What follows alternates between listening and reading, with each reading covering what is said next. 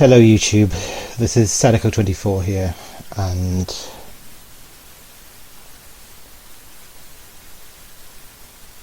I'm really horrified about the state of Britain today, about what's happening in Britain today. If you knew about October 7 attacks, any of you, raise your hands. If you had information about Hamas attack on October 7, would you report it to the authorities? If you do, raise your hand. Sit down. Less than 5% in this room raised their hands that they would report a massive terrorist attack that targeted civilians indiscriminately, that includes Arabs, Muslim, Jews, Christians, peaceful farming communities on October 7, ethnically cleansing 20 Jewish communities because of their ethnicity and because of their religion. This is going to be quite a grim video. I'm afraid.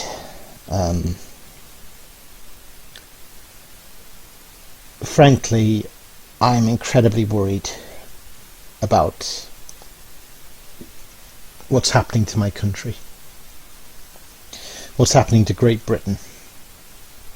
What we can see at the recent general election is the rise of sectarianism, MPs being elected simply on the issue of Gaza, and you know, I would argue anti-Israel, if not anti-Semitic positions. We've got communal violence in places like Leicester and Hare Hills, you know, other parts of Britain. We've had the Southport incident, the mainstreaming of ethnic gang violence. We've got very clear evidence that some communities in Britain are not integrating at all into the wider national community. We've got lots of survey evidence that suggest about 40% of British Muslims would like a Muslim-only political party in Britain. We've got worrying evidence of anti-Semitism within British Muslim communities. I don't think anybody can look at Britain and say multiculturalism is working as a state policy. There are two particular incidents that I find particularly horrifying and worrying. First, I'm going to read this article by the Jewish Press, and London Jewish school bus attacked by teenage thugs by Hannah Levy Julian, dated December 1st, 2024. A gang of 10 anti-Semitic teenage thugs attacked 2 Jewish school buses this weekend in London, according to a report by the Jewish Chronicle. The attackers hurled rocks and garbage at the buses on Thursday during a stop at the northern London neighbourhood of Edgware. 4 of the young thugs climbed onto one of the buses, cursing the Jewish students and filming them before exiting the bus, hurling rocks and garbage at the vehicle. Everyone was completely terrified and hiding under our seats, a 12-year-old boy told the news outlet. It was really scary. They had big, heavy rocks. They were also swearing at us, saying, "Fuck Israel, nobody likes you, fuck off you bitches." Equally disturbing, although there were lots of people in the street, no one tried to stop them, the Jewish student said. One of the parents called the police following the attack. This stop is near another school, and there has been trouble before from children from this other school, Community Security Trust spokesperson David Rich told the Jewish Chronicle. We are supporting JFS and speaking to the other school to see if they can deal with it. All schools have a police officer attached, and we are also speaking to them and have suggested they enhance police presence at the bus stop to ensure there is no more trouble. JFS wrote in an email to parents that the incident involved 4 youths from a local secondary school boarding the bus and shouting anti-Semitic remarks. The local schools have been extremely cooperative where previous incidents have been concerned, and this should be no different. Anti-Semitism in Britain has skyrocketed over the past year. Between January and June 2024, the Community Security Trust recorded 1,978 reports of anti-Semitic hate incidents, more than double the number of such incidents during the same period in 2023. Some 1,037 anti-Semitic incidents were reported in Greater London. There were 268 anti-Semitic incidents in Greater Manchester and 115 in West Yorkshire. In the first half of this year, there were 96 anti-Semitic incidents reported involving students, academics, student unions or societies compared to 17 university-related incidents in the same period 1 year earlier. Right. Let's look at this article by the Daily Mail, which elaborates not only on that incident but on a related incident a few shortly before. Jewish children left terrified as thugs pelt their London school bus with rocks before storming it and yelling "Fuck Israel," while frightened pupils cowered behind seats. By Francine Wolfowitz, published on 30th of November, updated on the 3rd of December 2024. Okay. Jewish children were left carrying after teenage thugs pelted their London bus with rocks and rubbish before storming onto the vehicle and yelling "Fuck Israel" as police confirmed they are investigating a potential hate crime. Students at Jews Free School, JFS, in Kent and North London were travelling home on two buses operated by UNO when the incident occurred on Wednesday afternoon. As the buses made a stop in High Street, Edgware, a large group of teenagers from another school began throwing big heavy rocks at one of the vehicles, one witness told Jewish Chronicle. 4 teenagers then boarded one of the buses, swearing and making anti-Semitic remarks toward the Jewish students. A witness revealed, they were also swearing at us, saying "Fuck Israel, nobody likes you, fuck off you bitches." Another youngster who was involved in the incident said some of the children ran off the bus to escape the attack while others cowered under their seats. They were completely terrified, they said, adding that the thugs were seen filming the incident onto their phones. It is understood the bus driver, who was a temporary driver, did not immediately report the incident, and it was the parent of one of the children affected who subsequently called the police. Met Police said today, officers in Barnet are investigating a potential hate crime after a school bus was targeted on High Street, Edgware. Stones were thrown at the bus before a group of other students got on and made anti-Semitic remarks towards those on board. Officers from the Safer Transport team have spoken to the victims involved as well as their parents, and inquiries are ongoing. Superintendent Lorraine Busby McVeigh, in charge of the neighbourhood policing in Barnet, said, "This was a distressing incident for those on the bus, and the behaviour of the individuals responsible is completely unacceptable. There is no place for hate crime either here or across the rest of London, and a thorough investigation is underway." The police added there have been no arrests so far. In a statement, Transport for London, TfL, said it was deeply concerned by news of the incident and is supporting the police investigation. It said, "No one should ever have to fear or experience abuse when using our network. We take a zero-tolerance approach to all forms of hate crime and work with the police to pursue anyone who is abusive to our customers or staff." Alongside the bus operator, we are supporting the police with their investigation and are supplying footage from the CCTV cameras which all buses are equipped with. We encourage anyone who experienced or witnessed this incident to contact the police. On Thursday, JFS sent an email to parents advising that it was aware of the incident and had spoken to as well as the school attended by the alleged perpetrators. The email, which has been seen by Mail Online, said, "The local schools have been extremely cooperative where previous incidents have been concerned, and this should be no different. We are in touch with the school involved and the police are also investigating the incident separately. Going forward, we have spoken with the bus company, and should there be any further incidents, the police will be called immediately. On this occasion, there was a temporary driver. The normal team have been driving the school buses for the last 20 years and do everything they can to keep your children safe." A spokesperson for Campaign Against Anti-Semitism said, "It is only right that this alleged incident is now being properly investigated. However, one must ask, why were police not called at the time? The simple truth is that our streets are increasingly unsafe for British Jews and their children. Is it any wonder that 69% of British Jews now hide visible signs of their Judaism in public? CAA noted that the latest incident comes just a few days after a 16-year-old Jewish girl was pelted with bottles and suffered injuries to her head and face in a deliberate and violent attack in Stamford Hill, North London. The teenager was with a group of schoolgirls walking to a rehearsal on Monday evening when several glass bottles were allegedly thrown by a man on a balcony at Woodbury Down Estate in Stamford Hill.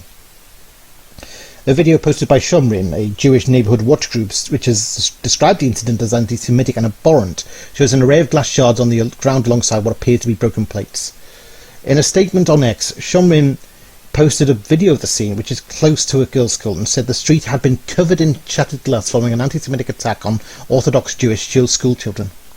It added, the sheer volume of glass scattered across the area resembles the aftermath of a riot. The force and distance of the thrown glass bottles reveal the deliberate and violent nature of this act. These young children were targeted simply for their visibly Jewish identity. Following the incident, the youngster was rushed to Royal London Hospital by Hatzola ambulance volunteers, where her injuries were assessed as non-life-threatening. Where her injuries were assessed as non-life-changing. Jewish charity Community Security Trust, CST, said there has been a surge in anti-Semitic incidents in the UK over the last year. Latest figures show 5,583 incidents were recorded between October 7th last year and September 30th. The figure is 3 times that of the previous 12-month period, which saw 1,830 incidents recorded in total. CST, which monitors anti-Semitism and provides security for the Jewish community in Britain, said most incidents took the form of abusive behaviour, 4,583, while others involved threats, 401, or assault, 302. One incident of what it described as extreme violence was recorded. The majority of incidents were recorded in London, 3,167, while 729 were recorded in Manchester and 642 in West Yorkshire.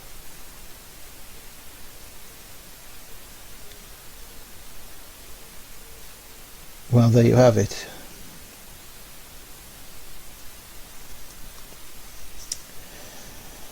The worst thing is I knew it was coming.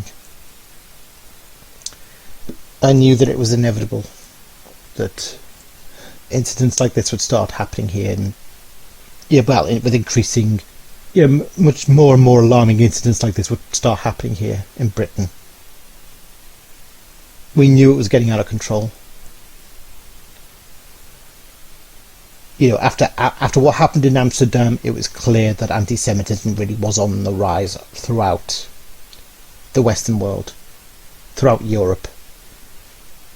The Amsterdam incident, in fact, has been defended by our leftists here, like Owen Jones, who tried to turn that grotesque pogrom into just a bit of there were some provocative Israeli football fans who started a riot.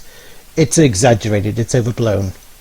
Racist Israeli football thugs rioted in Amsterdam while publicly inciting genocide, a criminal act under the 1948 Genocide Convention. This is the proximate cause of the violence. Now, to be clear, I'm not a vigilante sort of guy, and I'm not going to pretend to know exactly what happened in Amsterdam. I wasn't there, I'm not on the ground, and nor would I ever justify violence against anyone unless in self-defence. These are important caveats. I'll always stick to the truth and always be morally consistent. What matters is you can say all that without erasing what we know happened in Amsterdam, because we can all see and hear for ourselves. Now, the narrative being pushed is that there was a pogrom against Jewish people in Amsterdam yesterday. A exceptionally serious claim. One of the most serious things you could possibly say. Now, the King of Netherlands declares that we failed the Jewish community as the country did during World War II. And to be clear, the Netherlands suffered the worst impact of Nazi occupation of any Western European nation, with 3/4 of its pre-war Jewish population exterminated by the Nazis. It is absolutely obscene to compare what happened to Amsterdam to that abomination. I've seen the footage of these organised gangs of Muslims beating to a pulp anyone who they think is Jewish or Israeli. The fact that, Owen Jones was willing to downplay it, and that a lot of the leftist media were willing to downplay it, is sickening, really. And it was an omen that more of this was to come, and this was only going to get worse and worse. Then, when it was announced that the ICC were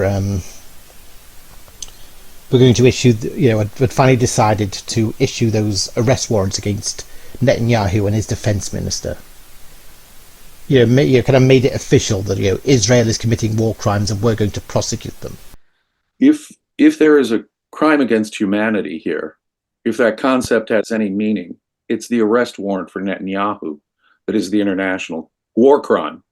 And anyone who supports this arrest warrant for the prime minister of Israel, who's engaged in the most surgical, precise, over gingerly, over concerned about so-called innocent civilian casualties. If that is a war crime, if that is worthy of an arrest warrant, then any prime minister, any government that would support that owes us a specific, detailed explanation as to what they would have done in the wake of October 7th differently than Mr. Netanyahu. Now, obviously, given what Mr. Netanyahu did and did not do over the last year plus, that would be a very interesting discussion, wouldn't it? But I would demand of the British Prime Minister to tell us what he would have done differently. And if he can't give that, I mean, obviously the only real alternative that he would have accepted and not been critical of is Israel surrendering and just saying, okay, well, here's a bunch of Palestinian terrorists that we're going to release and hope that you guys release the hostages. What was that, Mr. Prime Minister, your alternative? Mr. Prime Minister, what is your alternative? Oh, and when the Hezbollah missiles came in from the north, what's your alternative to that? Lay down and die? Have tens of thousands of people displaced from northern Israel and make that permanent? Let them kill children on football fields? I knew that every single anti-Semite and pro-Palestine activist was going to feel supremely vindicated to go out on the attack again. I knew that it was only going to get worse and worse. Now, my position on the ICC arrest warrant, I think it's an outrageous, obscene disgrace that they've been issued. It is transparently political. It is transparently vindictive lawfare. You know, it's like, where's the arrest warrant for Erdogan or Assad or the Crown Prince of Saudi Arabia or the Taliban? Why is no one arresting them for war crimes? Why is it only focused on Israel? Or, you know, why is it not issued against the mullahs of Iran? It is an absolute disgrace as far as I'm concerned, but it points to actually a far bleaker future for Israel if this is the damage that's been done to international relations with Israel. It is injustice, inherent. It's institutionalized injustice. Unless you can provide equal justice under the law, unless you can provide law in an equal, non-discriminatory way, it cannot be justice, can it? So it's the International Court of Injustice by its very nature.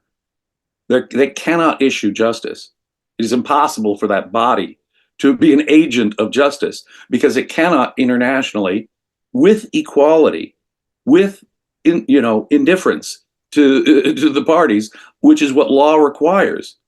If it is biased and partisan in that way, if it can only be enforced against certain people but not against other people, then it is injustice. Injustice on the face of it. Now, of course, it's an injustice deeper than that as well. I mean, that's almost a procedural way of looking at the injustice here. But here is that they have the absolute wrong idea about war and self-defense. And so the actual judgment itself is based on a corrupt view of morality. And so, of course, it is, in that deeper sense, it's injustice, inherently injustice in itself. But moreover, it is emboldened. The only people who are happy with this decision are Hamas, Iran, all the worst dictatorships in the region, in the Middle East, and all the anti-Semites and Islamists here in Britain. They've been emboldened, and shit like this is the result of when they are emboldened. Or certainly, shit like this is what will continue to happen because they've been emboldened. I think what we've seen spill out onto our own streets in recent days in terms of open celebration of Hamas, in some instances almost mocking nods to the killers, people walking around London with stickers on their backs of paragliders, which is an obvious nod to the people who were flying into southern Israel in order to murder people. I think there's, on the one hand, there is a kind of Islamist anti-Semitism, which is obviously something which we need to take very seriously. That's ingrained, isn't it? Exactly, and it's not only been what's fueled these attacks, but it's also fueled some of the whataboutery and excuse-making and even celebration in the UK.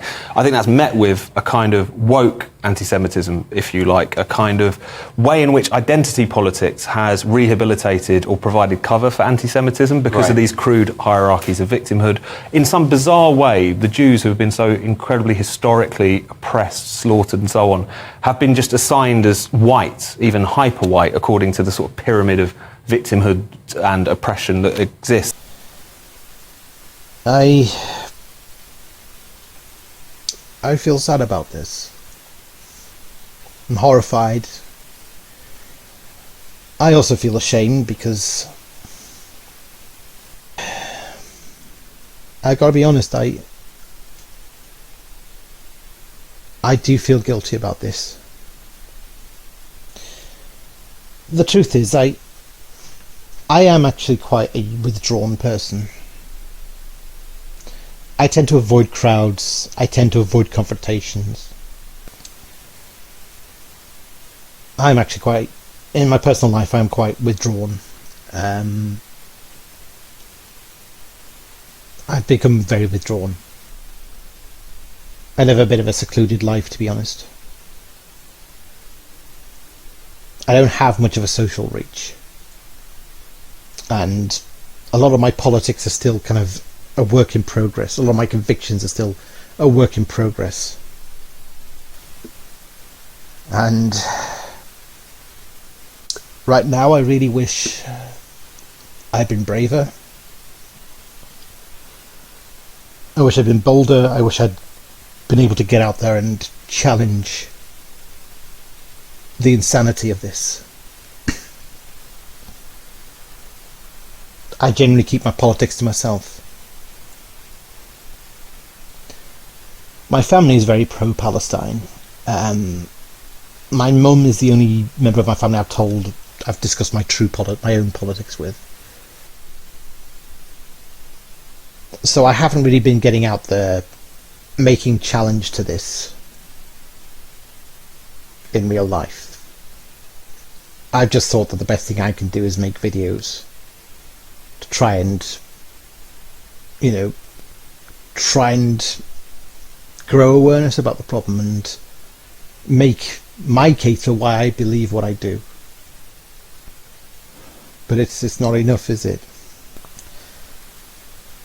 I mean, I like to think maybe the videos I put out might help, might kind of put a bit of a more nuanced spin on the conflict, and maybe if people understand that nuanced spin, they understand these conflicts in a far less black and white way.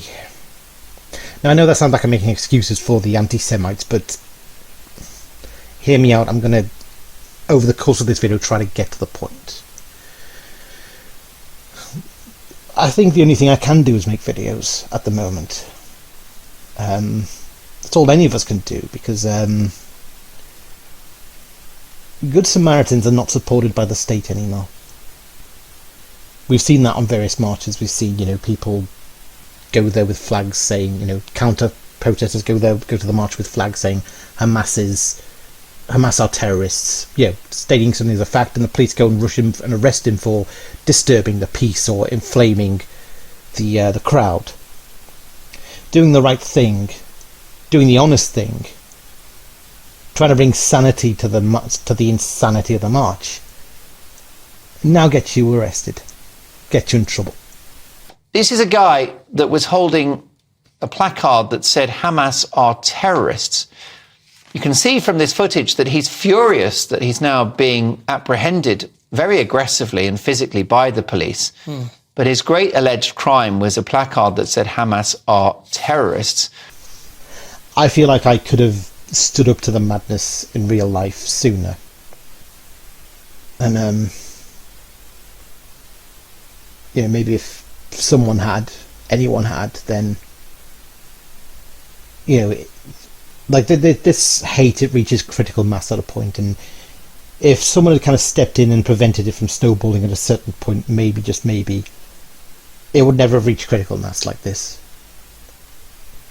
maybe enough people would have turned away and thought, hang on a minute, what the hell's going on? This is getting insane. We're not doing this.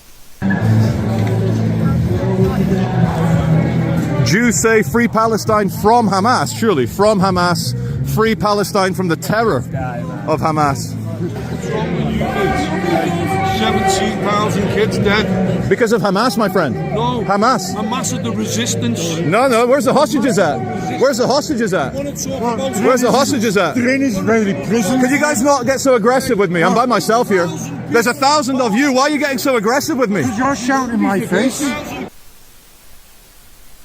I've not really done any real life activism at all. In fact, I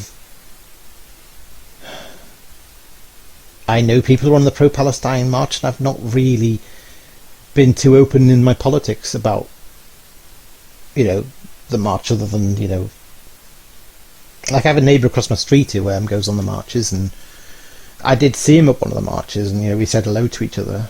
I met him later on in the week, bumped into him on our street, and said, I saw you the other day there, and I felt the need to say, I'm a neutral fence sitter. Now, the reason I said that was because I didn't want to leave him with the impression that I was going to the march with any intention to troll it or to counter-protest it or anything. I didn't want to give the impression I went there to make trouble, but I also wanted to make it clear I don't entirely support the march. I haven't taken a side, and he was saying, look, well, I believe you're either with the oppressed or the oppressor, and I was saying to him, well, I think Hamas are oppressors, aren't they? And he kind of said, well, look, I don't like Hamas, but the Palestinians did vote for them, and what more is Israel going to do? They bombed the Gaza enough. Wasn't really able to win that, and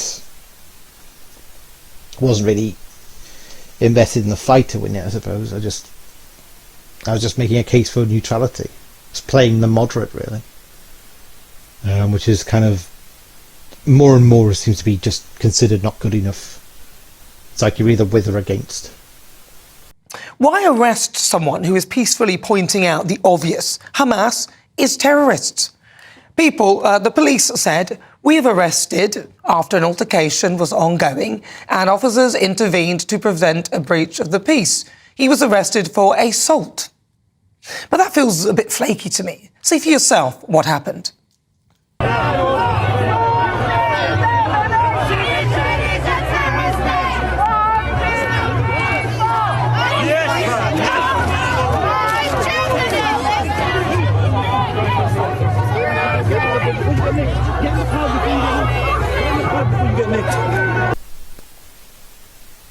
I've not stood up to this enough. I mean, how do you stand up to it without being a troublemaker? Where are the hostages? Why are they supporting hostage takers? Where are the hostages? Where are the child bombers? Hostages are in prisons. 8,000 of them. Where's the hostages, you scumbags? Where's the hostages, you scumbags? But this is what happens when you don't, isn't it? It's like it said in the article, that there were adult witnesses of the attack who did nothing. They just watched. And I suppose this video is about kind of trying to maybe trying to overcome that and get into why it's got to this point and why people like me have not done enough. And now it's the next generation of young kids growing up with all that hate and violence, satanic levels of anti-Semitism and intolerance. They're going to be scarred for life by this, and it was our failure as a society to stop it in time. So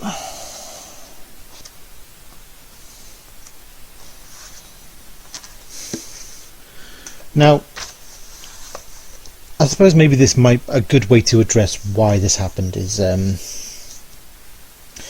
going to read a particular chapter. It's a chapter from a book called The Fallout by Andrew Anthony, How a Guilty Liberal Lost His Innocence. Let's see. This is a chapter 9 of the book, Crime Scenes. One warm-scented summer's evening in 2005, I pulled up outside a Thai restaurant to collect some takeaway food for my family. It was that relaxed time of the day after work, the sky still light, that promising hour when the night ahead seemed to hold unlimited potential. To drink in these soft London evenings from a pavement cafe or bar is one of the more civilised pleasures of city life. That's precisely what a number of people were doing in Maida Vale, a smart neighbourhood in northwest London, 10 minutes drive from my house. All that spoilt the scene was the sound of loud female voices piercing the calm some way up the street. It took a few minutes to pick up and pay for the food, and when I came out I heard the noise again, this time interrupted by screams.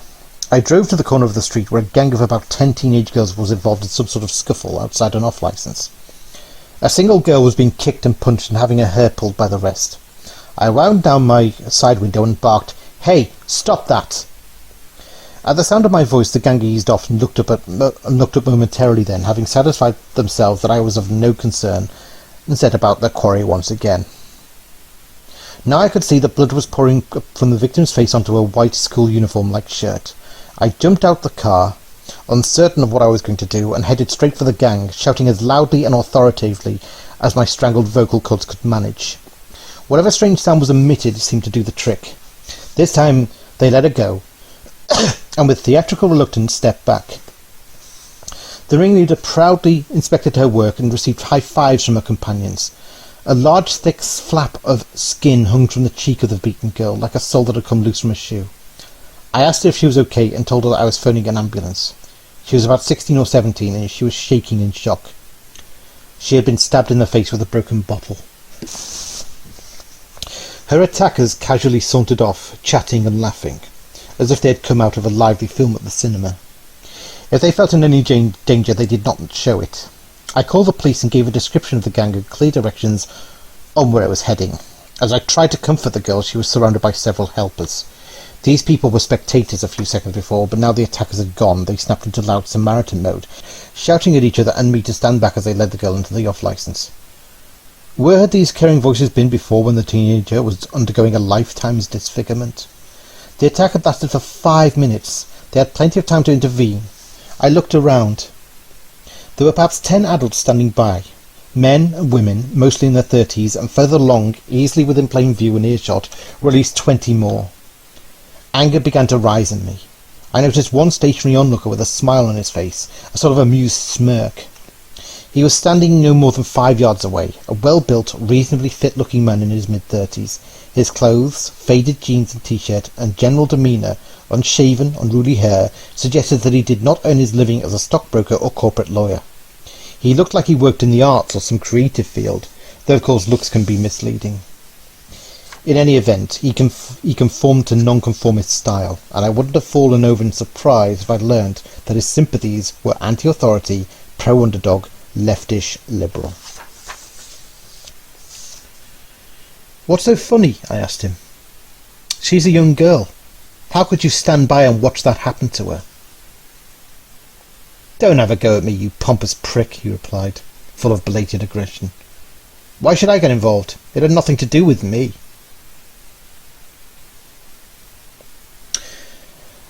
On reflection, I probably did seem like a pompous prick, probably because I was acting like a pompous prick. There I was, the have-a-go hero, admonishing harmless strangers for their inaction. I must have come across like Rod Taylor in The Time Machine, chastising the Eloys for responding to the Morlocks' pillaging with pacifist detachment. I'm sure self-righteous indignation animated my every gesture, for I was saying in so many words, "Why couldn't you be more butch and fearless like me?" No wonder I was put in my place. And yet I meant it. I was appalled, not so much because adults had failed to do what they should do, but because a shared understanding of what to do in such circumstances does not exist. A society that places great emphasis on respecting others has next to nothing to say about protecting others. A few weeks before that incident, my stepdaughter was set upon in a busy high street by a gang of teenagers in an unprovoked attack. Scores of adults looked on, and not one of them did or said anything to help. When she described how grown-ups' faces turned away from her as kicks and punches flew, I could only conclude that everyone was waiting. They were waiting for society to change, for it to become less unfair, with more equitable wealth distribution so that street violence would miraculously disappear. They were waiting for schools to improve, and more youth centres to be built, and better housing. Or they were waiting for the police who ought to be everywhere at all times, but who should also maintain a low profile. Or perhaps they were just waiting for somebody else, anybody but themselves. Community is a word that we hear a great deal about these days.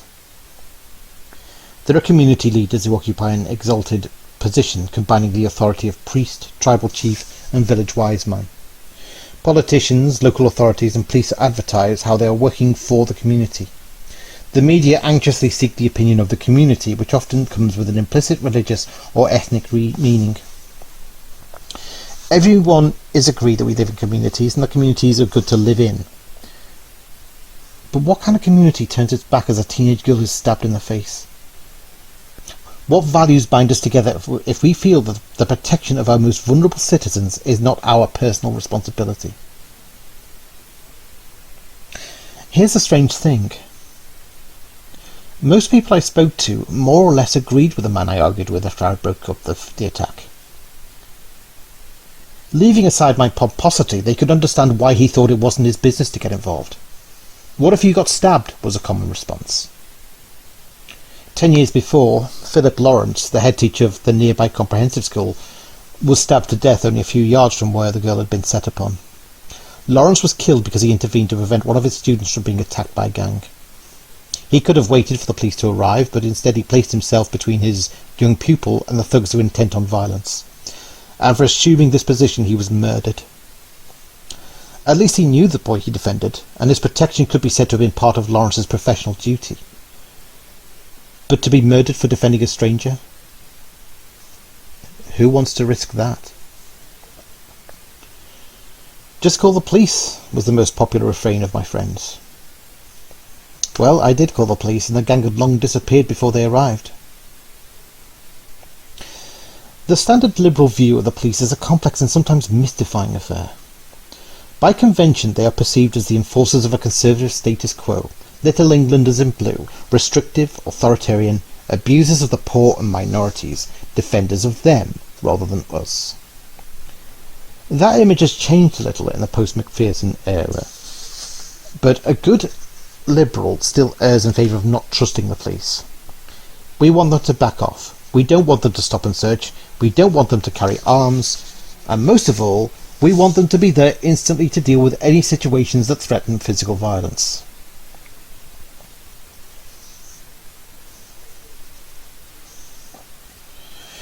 The rationale for this apparently contradiction is that while the police may be a long way from perfect, they are better than vigilantism.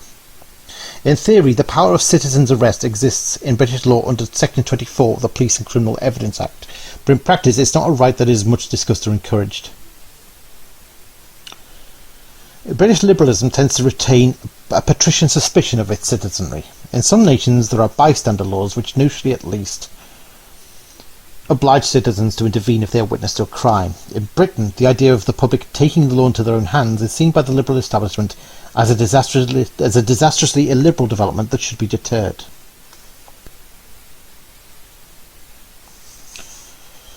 New Labour's answer to escalating crime and social disorder, in Blair's most famous phrase, was to be tough on crime and tough on the causes of crime. The causes of crime are a subject of warmed over, if not heated, debate. Poverty is the most often cited, but it's a slippery concept.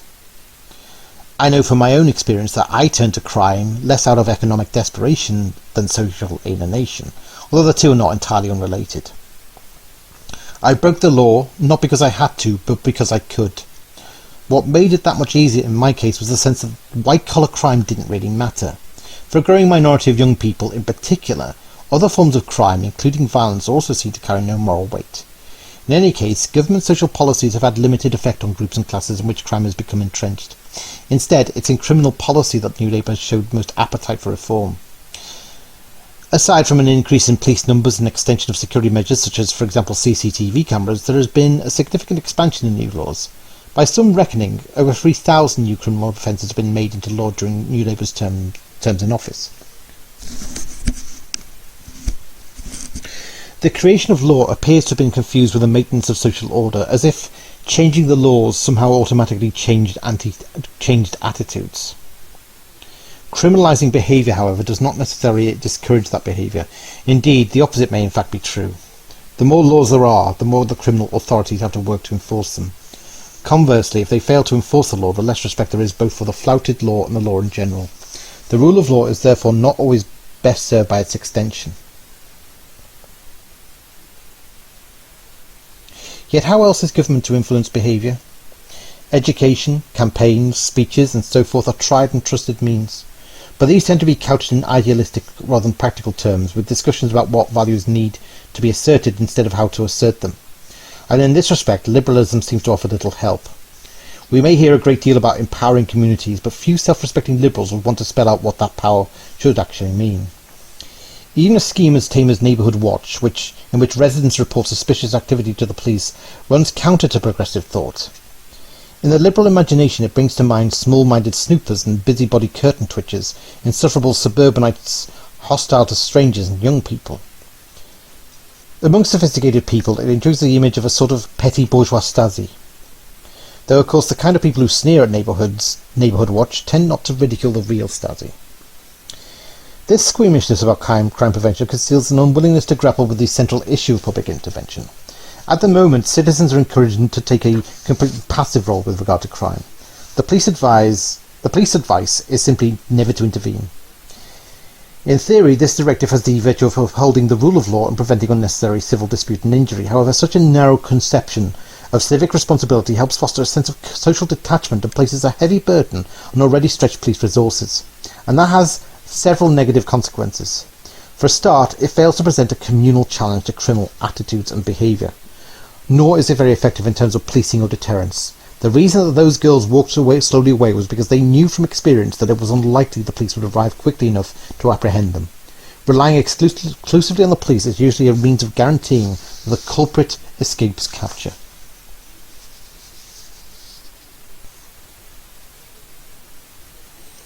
Another problem which doesn't show up on figures or charts is that while non-intervention may leave the passive bystander physically unharmed, it nonetheless exacts a psychic toll. He is made to accept his own impotence, and that's seldom a cheering experience. Unchallenged violence has an unseen but crushing effect on the spirit of the individual and community at large. Also, leaving the police to respond to every threat, no matter what the circumstances, turns civic space into a battleground between antisocial and criminal elements and the law, in which the former enjoy the advantages of greater numbers, opportunism and surprise. Effectively, it cedes the streets to the violent, for without a strong collective disincentive, the violent become more confident, more intimidating and more violent. Finally, group passivity makes a mockery of the social contract of a community. But then, it has to be said that our contemporary ideas of community do much the same. The scene outside the off-licence shocked and depressed me.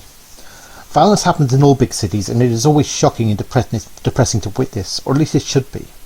What made me feel particularly low, however, was the effortlessness and extremity of the attack, the apparent absence of compunction, the offender's lack of fear of censure, their obliviousness to social constraint, and the compliance, almost conspiracy, of the silent onlookers.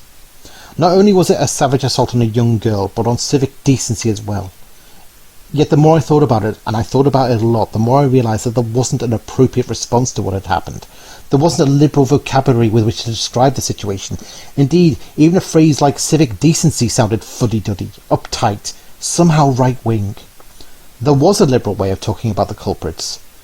It involved referring to their poor education and difficult home lives, and the poverty they suffered. To have done so would have meant ignoring the expensive clothes and mobile phones that all of them had, or it would have been necessary to explain that these were signs of superficial wealth, the desperate avarice of the marginalised and underprivileged in a nakedly materialistic world. But I had no appetite for that brand of reasoning. It blamed nebulous society and excused not just the individuals but also the community of which they were a part. Thus the problem was not local, communal, immediate, it was national, multifaceted, the result of innumerable political mistakes made by the powers that be. In other words, it was inevitable and effectively incurable. We were all powerless. The girl, the onlookers, and the culprits who had been led by great social forces beyond their control to stick a broken bottle in a young girl's face. There was nothing anyone could do aside from vote for a new government and hope that the implementation of the correct policies would in years to come discourage teenage girls from resolving disputes with improvised lethal weaponry. For some days after the stabbing I thought about the impulse to blame the government. Of course the government had a role to play.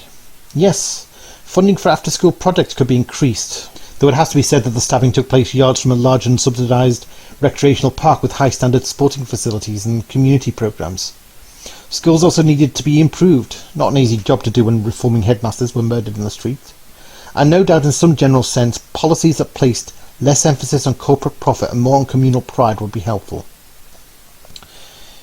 Equally, of course, the government could be accused from a right-wing position. Not enough police, too many immigrants, too much welfare dependency, the weakening of traditional values and so forth. But when it came down to it, the girl was stabbed because her assailants felt able to do it. The ringleader was inhibited neither by the community nor her peer group. In the first instance, the community turned away. In the second, her peer group joined in the assault. These were problems of attitude that were not simplistic functions of environment. Had the assault taken place in a war zone, then the traumatised and desensitised argument would have made some sense. But what was the point of speaking of economic deprivation when a bejeweled gang of teenage girls in a relatively wealthy neighbourhood in one of the world's most affluent nations brutalised another girl for no material gain whatsoever? So there you have it. The social contract has changed over time. You know, back in the 80s, the social contract, I think, it was enforced quite severely. There were consequences to breaching the contract. The community put their foot down a lot more. People minded each other's business a lot more. You know, which obviously, kind of new generation wanted to get away from, and by the 2000s it was just assumed that, well, there was a peaceable, passive way to deal with these problems. And just to kind of separate ourselves from the violent elements.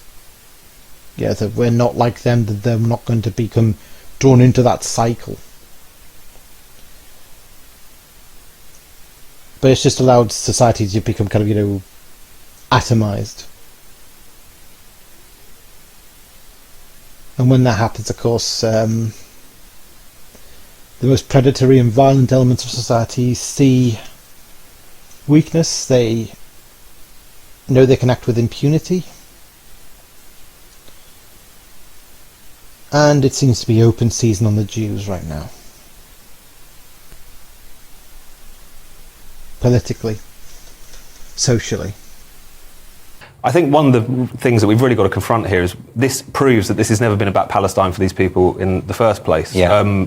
Anti-Semitism has come in many different forms historically. Originally it was a religious hatred, then it became a racial hatred. Now it's very much projected onto Israel itself. You see classic anti-Semitic tropes about Jews controlling the world or delighting in the murder of babies, which is grimly ironic in the context of what we're talking about. Yeah. Being classic anti-Semitic slurs which are now just presented onto Israel. And I think when you have people who are rushing out into the streets to celebrate the murder of Israeli civilians, who are predominantly Jewish Israeli civilians, what conclusion can we draw other than the fact that the world's oldest hatred has made a grim comeback in that sense?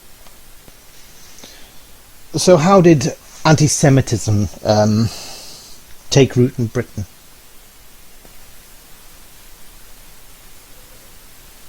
I think if most people were to set a hard date for where it really started with anti-Semitism in Britain, modern anti-Semitism, shall we say, anti-Semitism as we know it today, it generally seems to start with Jeremy Corbyn, or rather with Jeremy Corbyn becoming leader of the Labour Party in 2016. No, 2015. 2015. That's when he became Labour leader. He became leader of the Labour Party in 2015. We want a world where there is unity and peace, not racism, xenophobia, poverty and division. Thank you very much. Jeremy Corbyn was the leader of the Labour Party from 2015 to 2019. Let us build a kinder politics, a more caring society together. Let's put our values, the people's values, back into politics. Conference, thank you. And he still to this day protests on the pro-Palestine marches. He's still a big speaker at them. He's devoted pretty much all his political energies to it, in fact, these days. But Corbyn has a very, very dodgy record, of course, of associating with representatives of Hamas and Hezbollah and various other Islamists who have a record of saying some of the most foul anti-Semitic statements about Jews and endorsement of terrorism. The idea that an organisation that is dedicated towards the good of the Palestinian people should be labelled as a terrorist organisation by the British government is really a big, big historical mistake. And his time in the Labour Party was marked by an increase in unprecedented levels of anti-Semitism. Let's go back to 2010. The Conservatives have been voted into power, largely on the back of a huge financial crisis that Labour, under Blair and Brown, got blamed for. My family have voted Labour all their life. Yes, yes. My father, even when he was in his teens, went to Free Trade Hall to sing the red flag. Yes. And now I'm absolutely ashamed of saying I'm Labour. No, you mustn't be, because what we've done, we've improved the health service, we're financing more police, neighbourhood policing, we're getting better schools, and we're coming through a very, very difficult world recession. You know what my views are. I'm for fairness, for hard-working families. I want to make sure, I've told these guys across there, look, if you commit a crime, you're going to be punished, and you better stop. Well, you better stop. I'm afraid I don't think it's happening in Rochdale. The Tony Blair years a very, very kind of strange period in that, Tony Blair got in 1997. He took Labour to its, he led Labour to victory in 1997 after 17 years of Tory rule, miserable Tory rule under Margaret Thatcher and John Major. Tony Blair came in, and he wasn't exactly what you would think of as classic old school Labour. He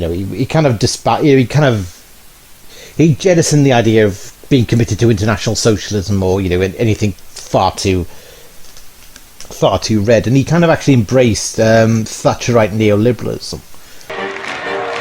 He said to me, "Okay, what do we do now, wise guy?" I said, "Just bloody well go out and do it."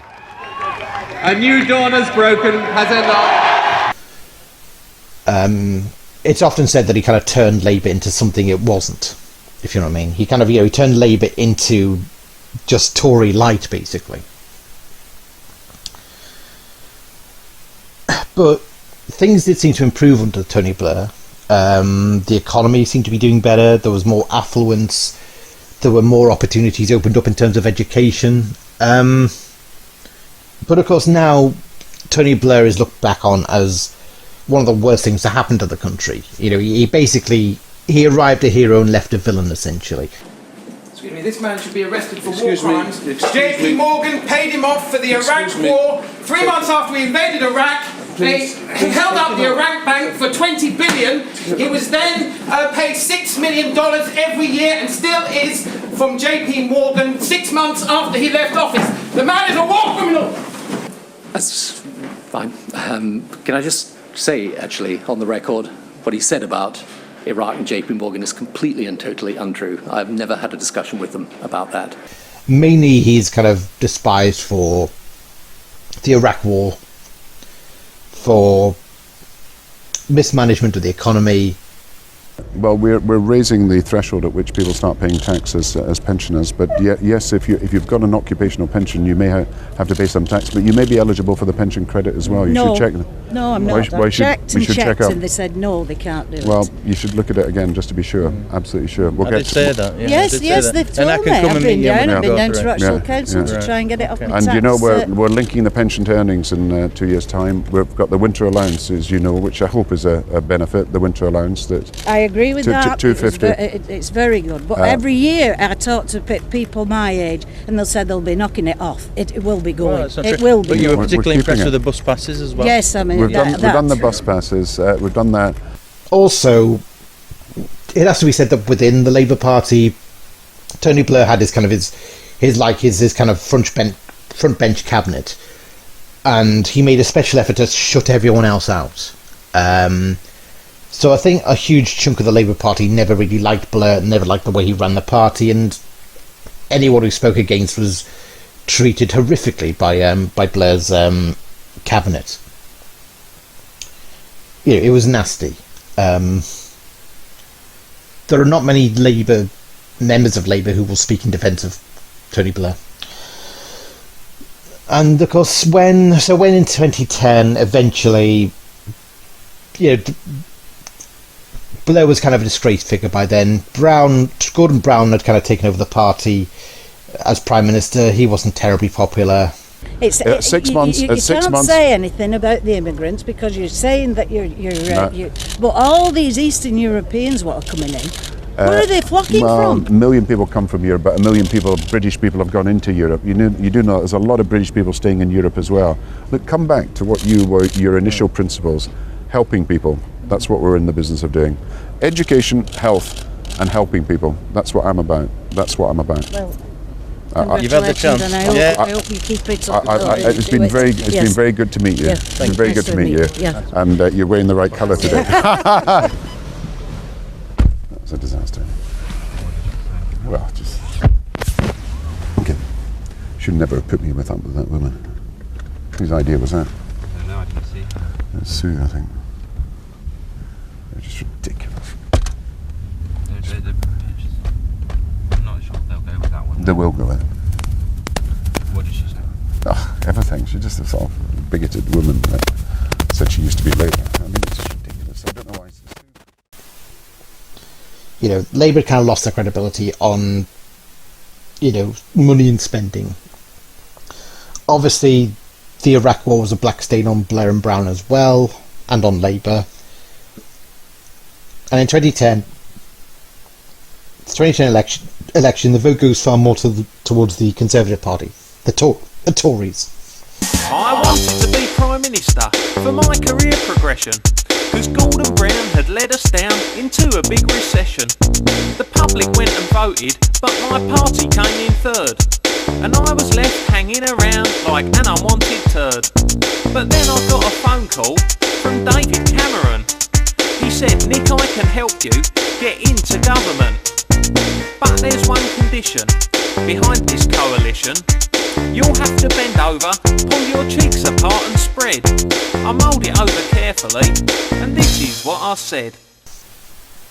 So Labour are out of power, and inevitably whenever Labour kind of loses power, whenever any of the main parties lose power, and they have to kind of have a rethink, it becomes inevitable that the current leader of the party steps down, and a new leader has to be elected, and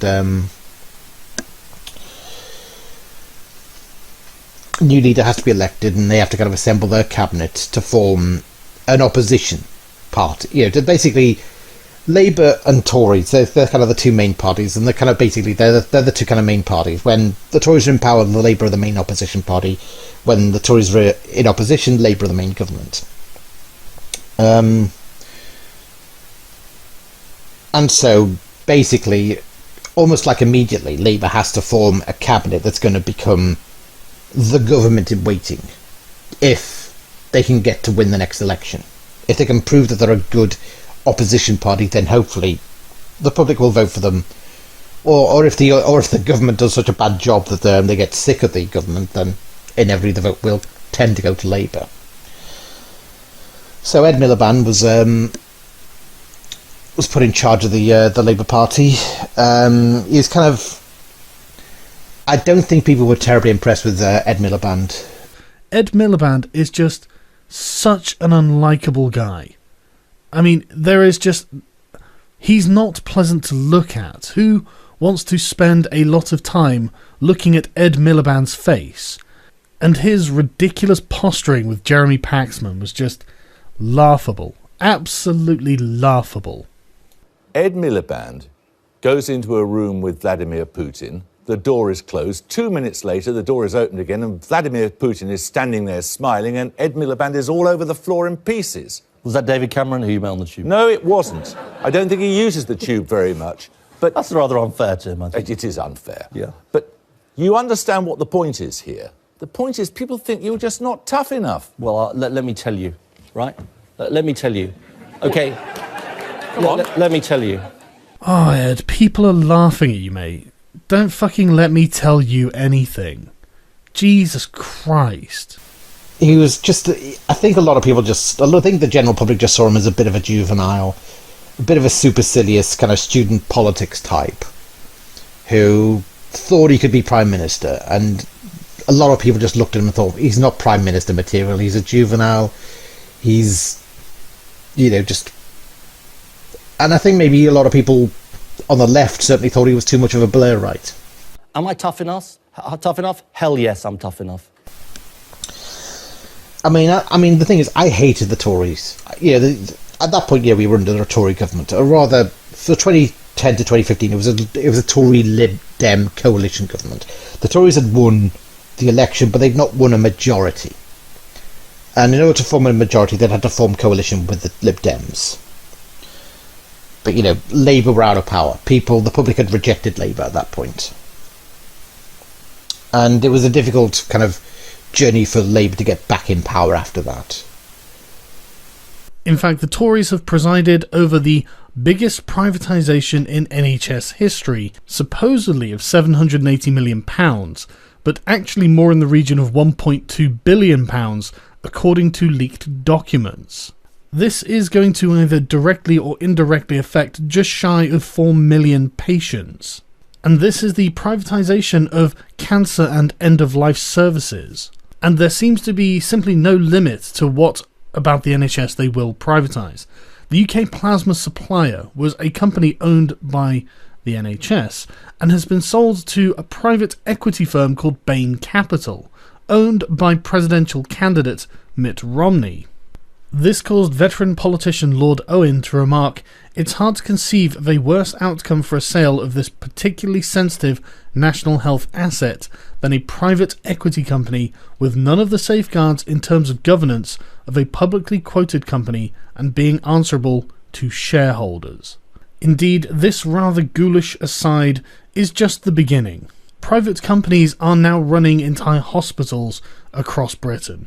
And where things aren't being privatised, they are being cut back, such as a quarter of all NHS walk-in centres, or funding and staff cuts for cancer care networks, which had also been cut by a quarter, and teams looking after heart and stroke care said their funding had been cut by 12%. Needless to say, this is causing a crisis due to rising demand and budget cuts. Despite overall budget increases to the NHS, the system is not growing to meet demand, and we will deal with the issue of demand on the NHS later. For now, we will just note that the NHS in England has warned that the inexorably rising demand for care will leave a £30 billion black hole in its budget by 2020-2021 without unprecedented improvements in productivity. Unsurprisingly, this has affected the quality of service from the NHS, with a sharp rise in the reported number of patients suffering never events that should never happen. These are, of course, abject failures of service that in 2012 were up by 84%. Never events are a more useful way of assessing the NHS because death rates are a consequence of high-risk procedures, whereas never events are preventable and should never happen. This is all rather self-justifying. Unsurprisingly, austerity cuts to the NHS are leading to a backlog of patients, which leads to further justification of privatisation. Needless to say, all of this has the public rather worried about the state of their precious NHS, and so they should be. I thought the Tories were horrible. I hated them. They were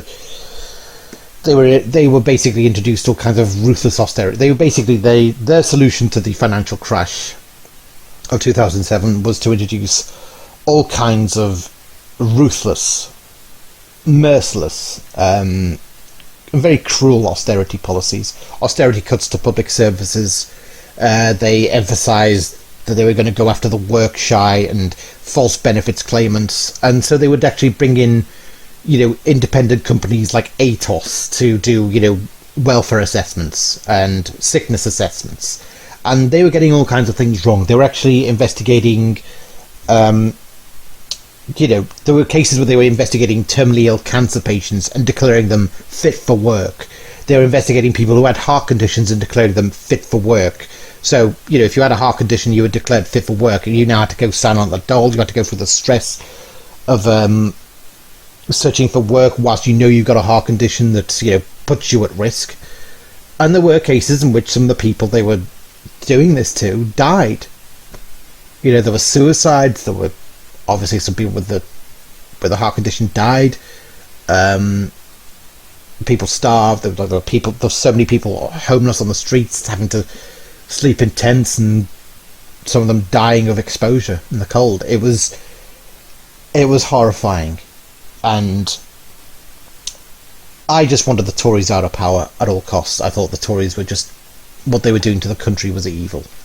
The Conservatives plan to close 15 Remploy factories, which was a company owned by the government to employ disabled people to help them to work. 900 disabled workers have lost their jobs, to go with the 1,000 previous redundancies that closing Remploy factories has caused, which is really bad luck as the benefit cuts are hitting disabled people hardest. A coalition of 90 organisations and charities focused on helping disabled people found that around 85% of disabled people say that losing their disability allowance will drive them into isolation. 95% fear it will damage their health. 78% say their health has got worse as a result of the stress this has caused. 87% of disabled people say that everyday living costs are significantly higher because of their condition, and 90% of welfare rights advisors say too many disabled people are slipping through the net and are left without adequate support by the benefit system. Not that the man presiding over all of this gives a shit, he's too busy getting his portrait painted at the taxpayer's expense. I am not joking. So basically, if you're unemployed, you can look forward to having your benefits cap lowered. You can look forward to seeing housing benefits scrapped for people under 21. You can look forward to seeing the bedroom tax increased. We'll get to that in a minute, just before we cover how civil servants have been leaking that there are extremely controversial cuts to benefits coming up. Aside from targeting young mothers and the disabled, they plan on restricting the Carers Allowance Fund and cutting the Access to Work Fund for disabled people. Since it came up, we may as well discuss the bedroom tax. The bedroom tax is the most miserly thing since the window tax of the 18th century. The thing is, at that time I was studying to be a medical administrator. I'd been on the dole, and I thought that a good way to get a job might be to do a medical admin course. I thought it might be, to get a qualification in computers, which I could take to an office environment, do secretarial work, admin work, office work. But, this was specifically medical admin, so it's like about learning to be a kind of a secretary in the NHS, as a GP surgery, at a GP surgery or something. Now, studying the course, it taught me all about medical ethics. It taught me about medical terminology. Moreover, it taught me about the grander ethos of the NHS, the National Health Service, and about the altruism of it, the altruism of working to improve the health and well-being of the nation, and the idea that health covers all kinds of things. It covers physical health, mental health, It's about working to try and kind of improve the health, and basically to assist the sick and dependent back to a good quality of life, or an improved quality of life. And it's kind of government funded, it's taxpayer funded. And I just thought it was crazy that we had this NHS that was working to try and improve the mental and physical health of the country, whilst at the same time we had a Tory party that were pushing measures that were completely inimical to that. So to the point where the NHS had a fight on its hand to try and improve the well-being of the sick and the disabled, whilst the Tories were enacting policies that were making things so much worse for the sick and disabled, and basically pushing people into penury and to misery, and making people's sickness worse.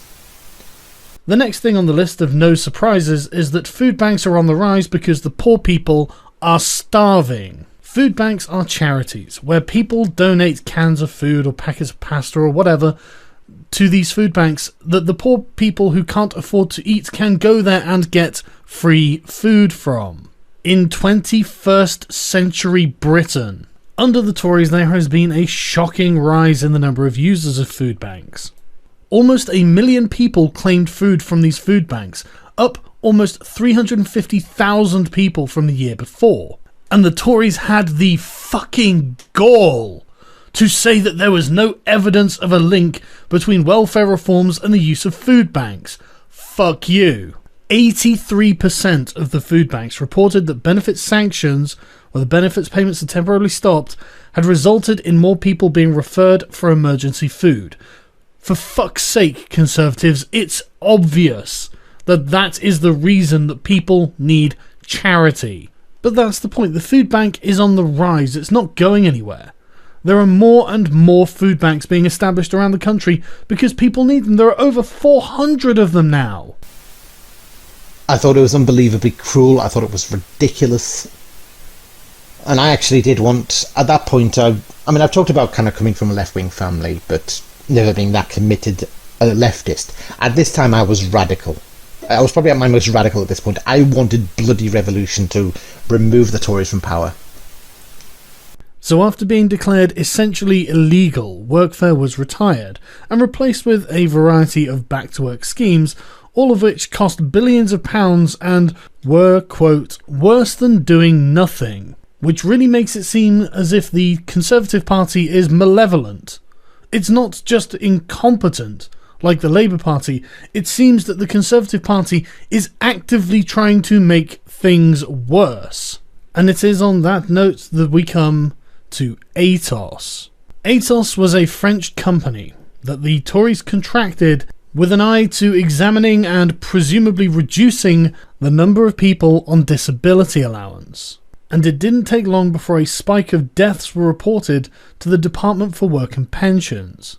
I'm just going to let these headlines flash by because I don't really think I have anything to add to them that isn't immediately obvious from reading them. I mean, what kind of people were working at Atos? Well, the sort of people who'd refer to those collecting sickness and disability benefits as parasites and down and outs. Unsurprisingly, Atos, given their mandate and practices, attracted some rather nefarious characters.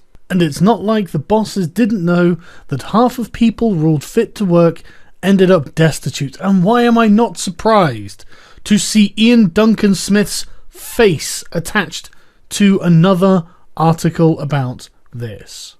Doctors from within Atos came forward as whistleblowers to say, look, what is happening in this company is wrong, which led to GPs unanimously calling for these assessments to be scrapped because they were killing people. And it sickens me to say that that isn't an exaggeration. Now, the problem is, Ed Miliband, a lot of people on the left have said this to me. They said, Ed Miliband should have been, speaking out about this. Back in the day, in the 1980s, Labour leaders like Michael Foot or Neil Kinnock or or, prominent figures in the Labour Party like Tony Benn would be, railing against this. They'd be speaking out against this. Margaret Thatcher wins on Thursday. I warn you not to be ordinary. I warn you not to be young. I warn you not to fall ill. And I warn you not to grow old.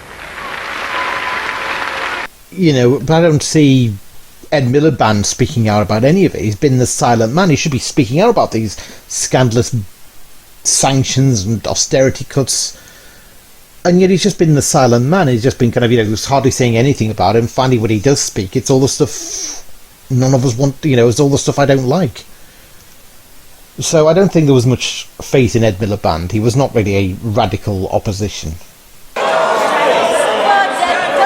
This man has done more to divide this nation than anybody else. He's looked after his own pocket. I still refer to him as Dodgy Dave. I mean, I didn't pay too much attention. I just wanted the Tories gone at that point. So, and I thought, look, Labour is the only option. Vote Labour, or if you're not going to vote Labour, you're throwing your vote away. Basically, it's basically Conservative or at a time like that, it kind of comes down to Conservative or Labour. If you vote Green or you vote Lib Dem or one of the smaller opposition parties, all you're doing is throwing your vote away. It's only Labour that have the chance in hell of beating the Tories. They're the main opposition party. And every vote counts, basically. And I thought that... I actually was surprised. I thought, after 5 years of the Tories doing this to the country, I thought surely the Tories would be finished. There's no way that people could be happy with the way they're running the country.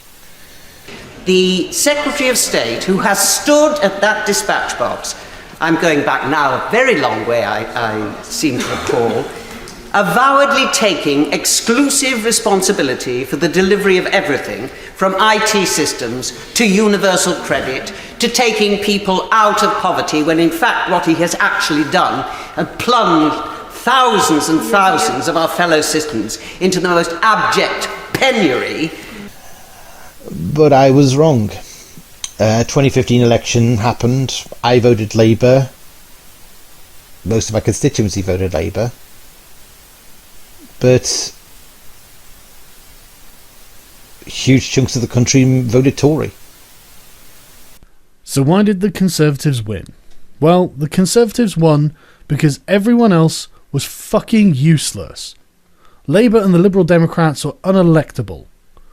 You get people like the UK Independence Party who, despite the large number of votes that they accrued, were the subject of a middle-class smear campaign. Not even in the media, necessarily. So all the Conservatives had to do was not fuck up. That's it. They didn't have to win, they just had to not lose. And not lose they did. Despite ATOS, despite workfare, despite the privatisation of the NHS, somehow we are stuck with a Conservative majority for the next 5 years. So great job, everyone. Pats on the back all round. I'm sure things are going to look great in 2020. Just great. And I just didn't understand why. I thought that David Cameron was horrible. I thought the way he'd run the country was unforgivable. I wanted him gone. I wanted the Tories gone from power. And I thought everyone else hated the Tories as well. I really did. But the Tories not only won that election, they secured a majority to the point where they no longer needed it to form any coalition with the Lib Dems anymore. They didn't need that coalition anymore. That's how, they got more votes in 2015 than they did in 2010, or rather, more constituencies of the country voted for them, rather. And I was really depressed about it. And so it was now time, of course, for Ed Miliband to step down because he'd failed to win the election. And a new leader had to be appointed. They had to kind of elect a new leader. The candidates, from what I remember, it was Andy Burnham, Liz Kendall, Yvette Cooper, and Jeremy Corbyn. Jeremy Corbyn, I mean, he didn't particularly stand out as Prime Minister material. He didn't really stand out as leadership material. He was just a bit of a lackey of the hard left of the party. Like, he was very much in the same circle as like Tony Benn and Diane Abbott. Like, he was kind of, he was enamoured with socialism. He was enamoured with, hard left kind of, speakers like Tony Benn. And so huge chunks of kind of hard left momentum activists joined the party, mainly to vote for Corbyn. Jeremy Corbyn has won more than 50% of the votes cast in this round, and I'm therefore delighted to declare Jeremy Corbyn elected as leader of the Labour Party. Before Jeremy Corbyn was elected Labour leader in 2015, complaints in the party about anti-Semitism were rare. Complaints relating to anything were fairly low. At the time, we probably had 3, 4, 5 members in that unit, but they're mainly dealing with compliance issues. We began, when I started that role, having a manageable workload, some serious cases, but it was all within my capacity. After Mr. Corbyn became leader, party membership surged, some attracted by his decades of radical left activism. So there's an increase in members from a particular perspective, and they brought with them a particular worldview, which unfortunately allowed breathing space for anti-Semitism to arise. So basically he was Momentum's candidate. Momentum wanted to get the hard left in power in Labour, because they felt that they needed a leader to kind of get Labour back to its socialist roots and erase the stench of Blairism, erase the stench of the Iraq War and everything else, and Thatcherite neoliberalism. Everything that they hated about Blair had to be kind of course corrected, and they thought that basically Jeremy Corbyn would be the means to do it. It was like, ideally, the hard left has always looked at Tony Benn as the ideal, the best leader Labour never had, if you know what I mean. But Corbyn seemed to be the next best thing. He was an old Bennite. I had a friend at the time. We went on holiday in Dubai, actually, that year, just as the leadership election was going, and as we were driving to the airport, he was telling me, look, please God, don't let them elect Corbyn. My friend really hated the Tories. He wanted them gone from power, and he said, look, and he was disappointed, of course, that Ed Miliband left, and he thought, look, Labour need to put someone, the people will vote for in charge. Corbyn is the furthest thing from electable because he's just a far left loon. And he was saying to me, look, do you know what Corbyn said about when he was asked about the death of Bin Laden? He said it was a tragedy. So we went on holiday, mostly had a good time, even though I managed to somehow catch the flu in the Middle East. And we came back from the holiday, and by that time it was done. The Labour leadership election was won, and Corbyn had won, and my friend was really disappointed and thought, God, this is just not him, and just thought he was just hopeless. Welcome all our new members. More than 160,000 have joined the Labour Party. I was still kind of committed to the fact that I wanted the Tories gone from power. I hedged my hopes on the idea that maybe people who'd kind of abandoned Labour because of Blair might finally return to Labour because of if Corbyn was leader. And I knew my mum and quite a few left-wing friends I knew from Doctor Who fandom saying to me, I wouldn't vote Ed Miliband. I've voted Green consistently. I don't vote Labour anymore. but some of them were saying I might actually vote. I will vote Labour if Corbyn's leader. If they stick with Corbyn, I'll vote for them. If they get rid of Corbyn, I'll never vote for them again. That was kind of the promises they made, kind of thing. And so I thought, well, maybe that's what Labour needs to win elections. It needs to win back disillusioned voters. Maybe that's the reason why no one votes Labour anymore, because of the stench of Iraq, basically. Let us build a kinder politics, a more caring society together. Let's put our values, the people's values, back into politics. Conference, thank you. Now, I think the first kind of niggles I had, because I wanted to be hopeful about Corbyn, but the first niggle I had was when he got into his first controversy as leader, as Labour leader rather, when he attended the cenotaph, which is tradition. Politicians, from both parties, Labour and Conservative, have to attend the cenotaph, and basically they have to kind of sing the national anthem. It's tradition. It's what you're supposed to do. It's what etiquette demands. Now Corbyn, of course, God save the Queen. Corbyn does not believe in. Corbyn is, by all accounts, an atheist, and he's also. And he's not a royalist. He's not a monarchist. He doesn't really believe in the monarchy or the royal family. So he stood up and he didn't sing. Like, everyone in the cenotaph was singing the national anthem, he wasn't singing it. He just refused to, and he was asked after about it, and he kind of said, "Oh no, I don't think would you maybe sing the national anthem in future?" He said, "No, I don't think I would." And whilst a fair number of leftists who kind of were really kind of abolitionists and really kind of believe in fuck the monarchy and that kind of thing, we're kind of thinking, yeah, he's a great rebel. How it's great that he's being a rebel and sticking to his guns. Like, I couldn't give a shit about the royal family personally. Couldn't give a shit. Couldn't care less.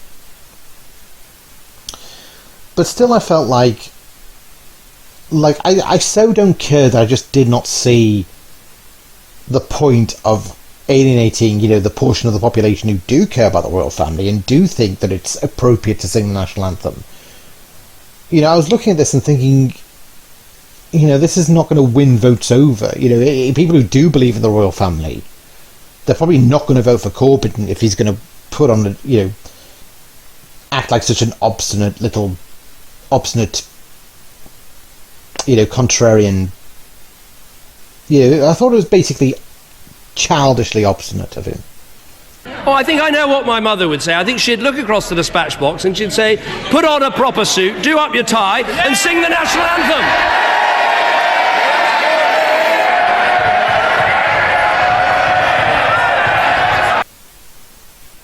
And I thought, basically, I don't see how or why this is a hill worth dying on.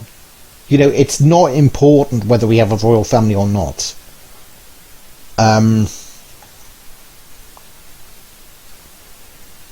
What is important is austerity and getting the Tories out of power. The monarchy is not an important issue. So, why is this a hill worth dying on, basically? That was one of the first times I remember being kind of dismayed by Corbyn, despite the fact that I was trying my best to be hopeful, or at least, or rather, I just felt like we were stuck with what we had. But that was the first kind of, that was my first real kind of sinking feeling about Corbyn, if you know what I mean. Help our national security, that at the same time, some years ago... Lifelong Marxists were now joining the party, clashing with the traditional centre-left of Brown and Blair, now fading into history. The environment was extremely hostile. We had what was akin to a civil war in the party, and our role was to try and bring some civility back into the proceedings.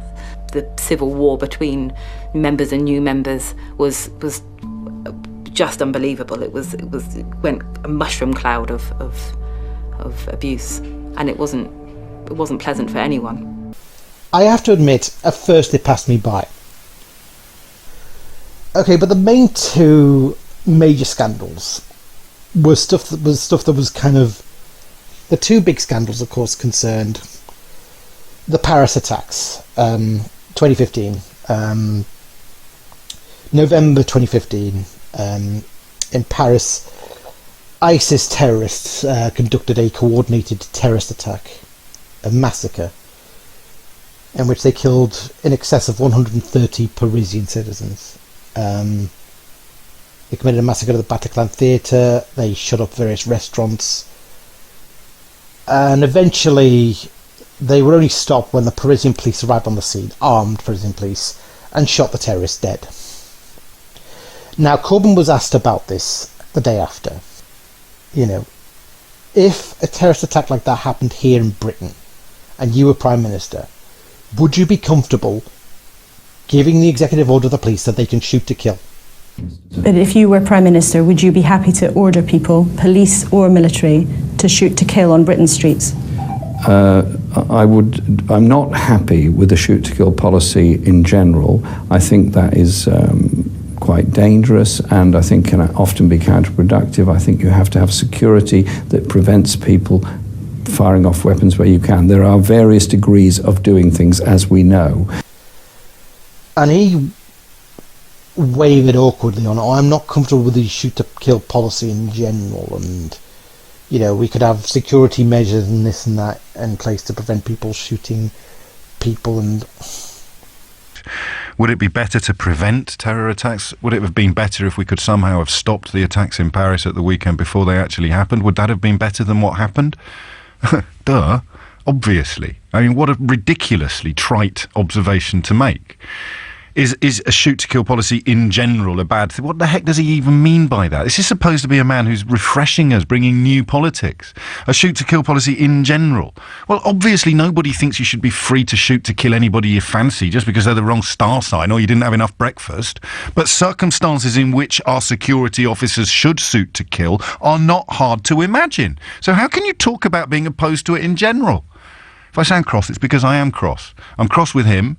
But I'm also cross with people who've put their blinkers on so flipping tightly that they can't see what a ridiculous intervention this is. Yes, the Conservative Party is full of people who seem to be borderline sociopaths. Yes, there's an assault upon the welfare state and the NHS, which is the most terrifying domestic situation this country's faced since the Second World War. Yes, there are all manner of individuals in the Labour Party who seem to be maligned and unfairly traduced at every opportunity by our friends in the media and beyond. Yes, there's something about Jeremy Corbyn that's vaguely refreshing. Yes, and yes. But this is not funny. This is a man who seeks to be Prime Minister, frankly sounding so naive and out of touch, he'd probably get thrown out of the average student union. It really was not encouraging, because this is... People were thinking, look, you know, why can't he just say yes? The police, you know, have a duty to protect the public. And, you shoot to kill terrorists because they're a threat to your life. You know, how is that a controversial thing? How is that difficult for you to say? If you've got a shadow cast over your country, like the one that Paris cast over our country at the weekend, and you've got a man who seeks to lead that country, being asked what he'd be comfortable with as an executive, making executive decisions in a scenario of terrorism, I don't really think there's any room for, I'm not sure, it's hypothetical, maybe this, maybe that, and I'd prefer it if the world was the other way around. I just don't. Do you? Here's the thing. If a police officer, armed, finds himself confronted with someone he believes to be a terrorist, and someone he believes to be poised to either blow themselves up and everyone around them or to open fire upon innocent civilians, would you be comfortable with that police officer shooting dead that terrorist? Jeremy Corbyn couldn't say yes. And that frightens the life out of me. Well, actually, it doesn't frighten the life out of me because there's no real chance of him ever being in power. I wouldn't be surprised if he was gone by Christmas. Yeah, because the Labour Party were really, really disgusted with him. They were like, "Yeah, how could you not say shoot together? You're a fucking disgrace. You've let down our party. You're just, what is wrong with you?" kind of thing. No, I have to say, this passed me by. I didn't really keep, stock of it really, and I probably should have. I mean, I did put up, the Paris flag on my bio on Facebook.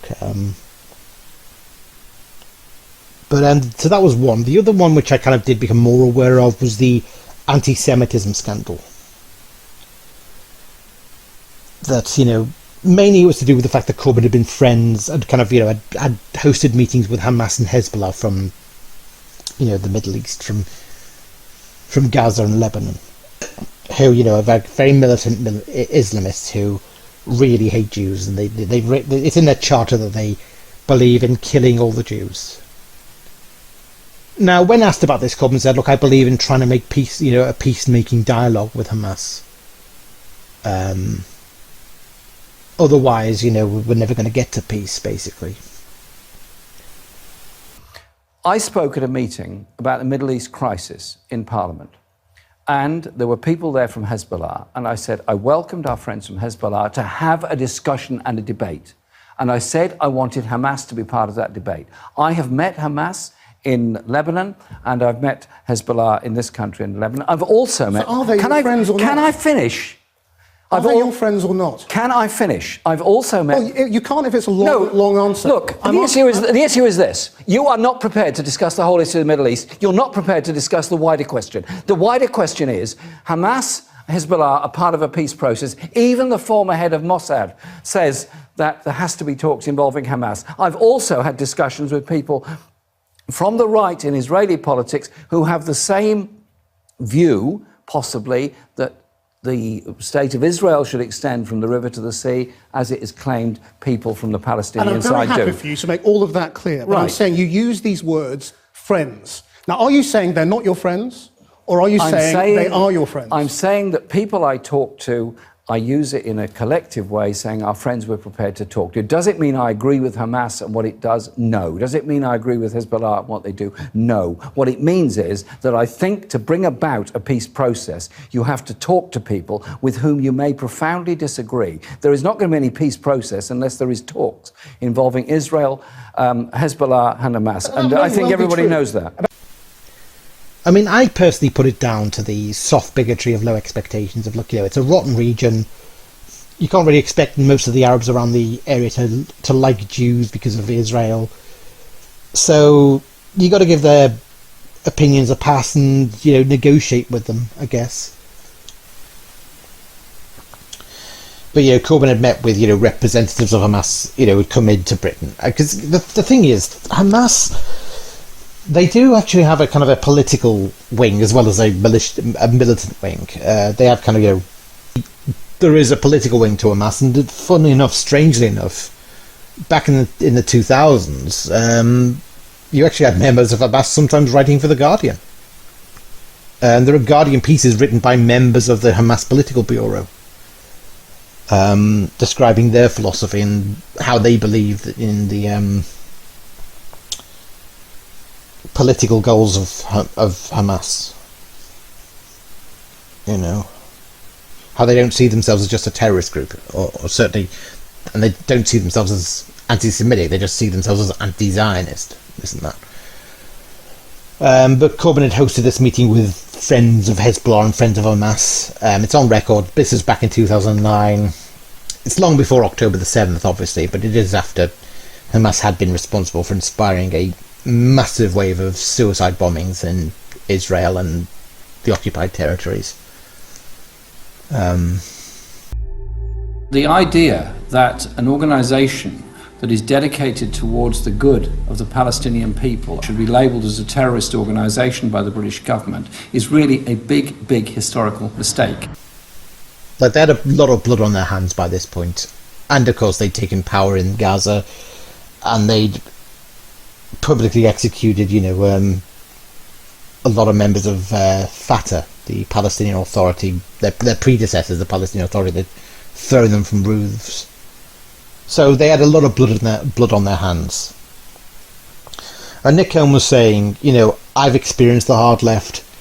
With Corbyn in power, he's going to bring the hard left into the party, and people are going to finally see the hard left for what it really is, beyond the virtues about the